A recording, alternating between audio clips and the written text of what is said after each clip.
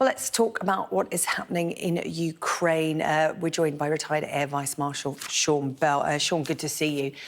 Just want to talk a little bit about that story there. Are you surprised that UK officials have confirmed that Britain's operating in terms of cybersecurity for Ukraine?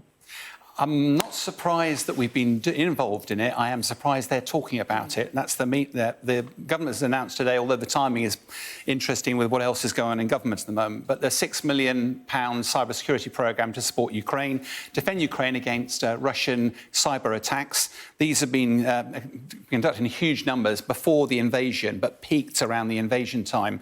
Targets for the Russians include satellites, communications, critical infrastructure around the country. What's particularly interesting, I think, is that we've been covering the last couple of weeks the bombing campaign of Russia around critical national infrastructure around the country. It looks like the cyber attacks from Russia have been being conducted on the same targets for months before that. OK, let's talk about what's actually happening on the ground. What can you update us on today?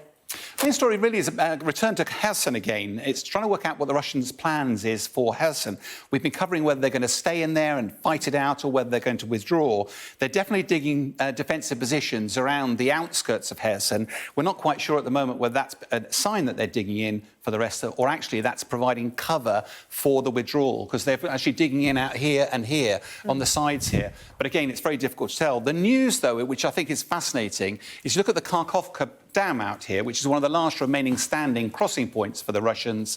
The Russians have mined this dam, but increasingly in the last couple of days, the Russians have been claiming that Ukrainians are targeting it and firing missiles at it.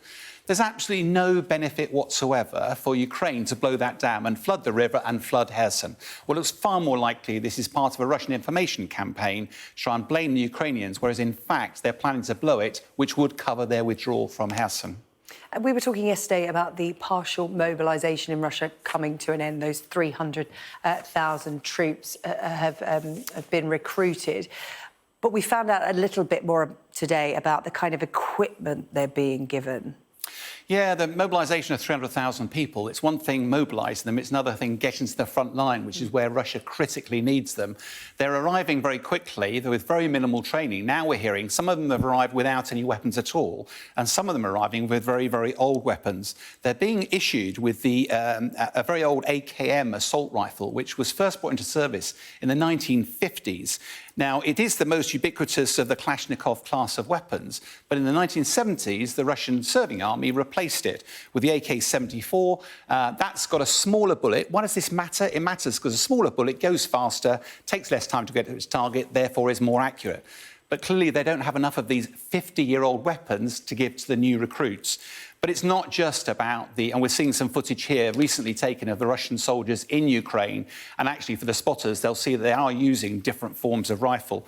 But it isn't just about giving the new recruits old weapons. It's actually the fact that they're now putting two different weapons into theatre, which means you need two different sets of spare support and, crucially, two different forms of ammunition. That creates a logistics nightmare for Russia, just at a time when they haven't been good at that. I'm sure winter can't come quick enough for the beleaguered Russian army.